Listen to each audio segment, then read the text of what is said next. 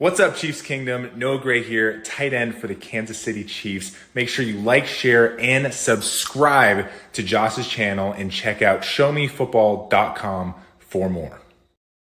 What is up, Chiefs Kingdom? Welcome back to yet another video on my channel. My name is Josh Finn of showmefootball.com and arrowheadaddict.com, covering your Kansas City Chiefs. And guys, today I wanted to do another free agent profile on one of my favorite upcoming free agents in this year's class.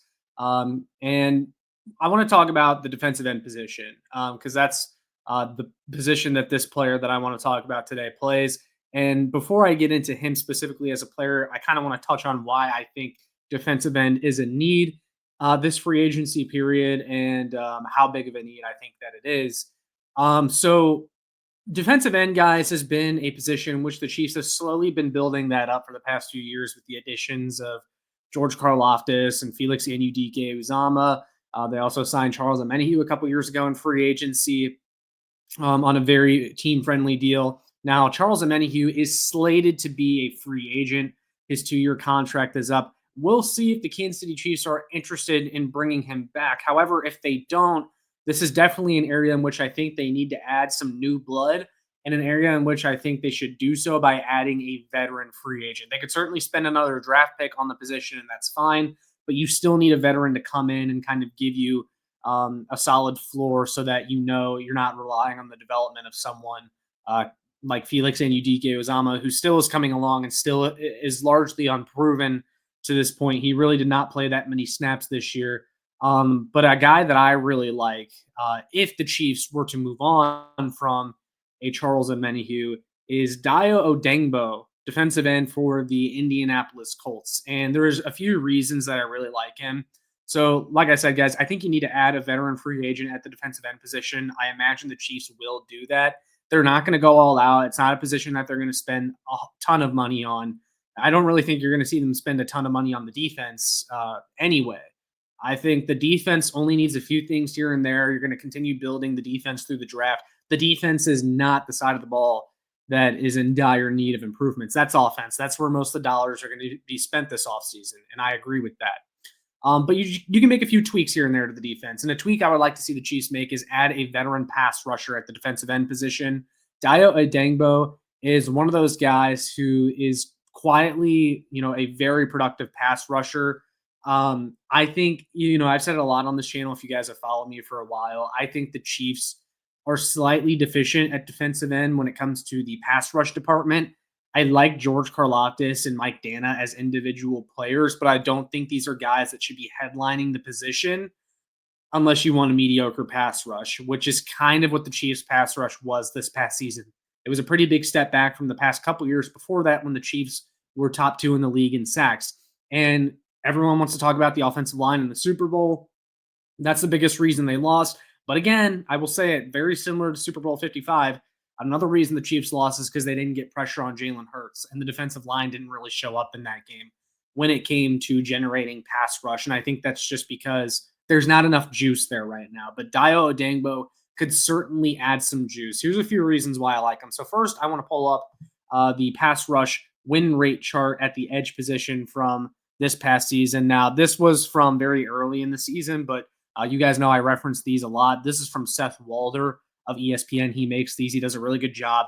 But as you can see, Chiefs defensive ends, Mike Dana and George Karlaftis are in the lower left quadrant of the graph, meaning that they're not generating that much pass rush. And I think the Chiefs just need a little bit more there, especially, again, if they don't plan on bringing back Charles Omenihu. But you can see Dayo Odeyingbo is in that bottom right part of the quadrant, meaning that he is getting double teamed more often than those guys. He's drawing more double teams. But he's also generating a higher pass rush win rate. And nowadays, I think pass rush win rate is a much better way to measure pass rush production outside of just sacks, because we know that sacks sometimes can be a little bit of a fluky stat. You can, get a lot of sacks by playing cleanup, playing on a really good defensive line. And I think the Chiefs, they have Chris Jones, who's obviously the guy on the defensive line. He's the one drawing most of the double teams. For the past couple of years, it feels like the Chiefs have not had a guy at defensive end that has truly taken advantage of the single coverage that they're getting or the one-on-ones that they're getting because Chris Jones is consistently drawing double teams. But Dayo Odeyingbo is someone that I think could come in here and be that guy to finally take advantage of some of those one-on-one matchups. And here's a tweet from Brandon Carlisle on Twitter, and he's a Packers guy covering the Packers, but he talked about Dayo Odeyingbo as a target for them, saying in 61 games and 19 starts in those 61 games, he has 106 combined tackles, 21 tackles for a loss, 16 and a half sacks, and my favorite stat, 5 forced fumbles. He also had a fumble return for a touchdown this past season for the Colts, but highlights the fact that he is a load to deal with from any alignment. That's another reason why I really like him, because we know that defensive coordinator Steve Spagnuolo really values guys that can move around on the defensive line. Dayo Odeyingbo moved inside all the time. Spags loves to do that, especially with Charles Omenihu, which again, if they're not going to bring him back, Dayo Odeyingbo is my number one target because he can line up pretty much anywhere on the defensive line. You can move him around to favorable matchups.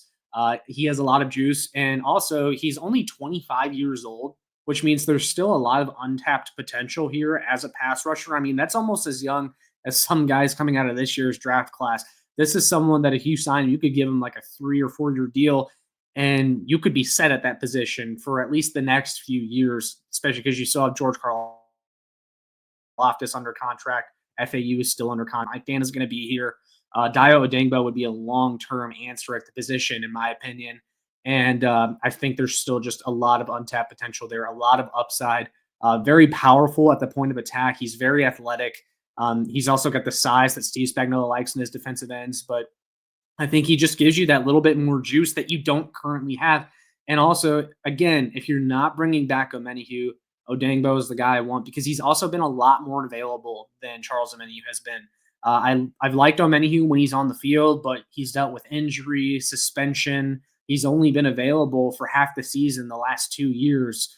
And I just don't know if you can continue counting on him the way that you could with Dayo Odeyingbo, who, again, is just very young and has a lot to learn as a pass rusher. He's still constantly adding to that pass rush arsenal. He's learning how to use his hands still. And I think that once he figures that all out, he could end up being a very, very good player and maybe the best pass rusher that Chris Jones has gotten to play with since the Chiefs had Justin Houston and D Ford on the defensive line. Again, the Chiefs just have not had a threat like that at the edge position since those guys. I know everyone's going to talk about Frank Clark in the postseason. I've always said Frank Clark is a guy that got a lot of cleanup sacks, got a lot of coverage sacks, but when it came to actually beating his man one-on-one in less than 4 seconds, he didn't do that very often. And he certainly didn't do it in the regular season either. So I would love Dayo Odeyingbo. He's my number one target at defensive end this offseason. If the Chiefs are to add a free agent to their defensive line, I think he'd be the perfect veteran free agent to come in here. It sounds like the Indianapolis Colts want a philosophical shift on their defense, which may involve them saying goodbye to Dayo Odeyingbo, and they may see him getting a little bit more money than they want to pay. But I still think this is a guy that you could get for a relatively cheap deal, maybe like a 2 or 3 year deal that pays him $10 to $12 million per year. We'll see, though, what happens. Sometimes the market can be impossible to predict. Maybe there's a team out there that loves him, and it only takes one team. It always takes just one team to really want the guy. But I would love for the Kansas City Chiefs to look in here. This would be a good way for them to bolster their defense this offseason and make the defensive line even better in 2025 without even investing a draft pick. I think if you were to sign him, that would instantly make you better. I think he's a slight upgrade over Charles Omenihu. There's more upside to him than there is with Charles Omenihu. He can mentor, an FAU, and he'd be a good pass rushing partner for George Karlaftis. So I like this a lot. And also Chris Jones, I should say, but you guys knew that already. But I like this a lot. So I want to hear from you guys, though, what your opinion is down in the comments. Would you like the Chiefs to look in to signing Dayo Odeyingbo in free agency here in just a few weeks? I certainly would, but I always want to hear from you guys. So let me know down below. But with all that being said, make sure you like, share, and subscribe so more Chiefs fans can find this. Make sure you check out my work on showmefootball.com, arrowheadaddict.com for more. Last but not least, follow me on Twitter at ShowMeFB. Make sure you guys hit that notification bell. I'm going to have a lot more stuff coming out here over the next couple of weeks. Be on the lookout for that. Appreciate your guys' support as always. That's all I got for this video, though. So I will see you all in the next one. And as always, Go Chiefs.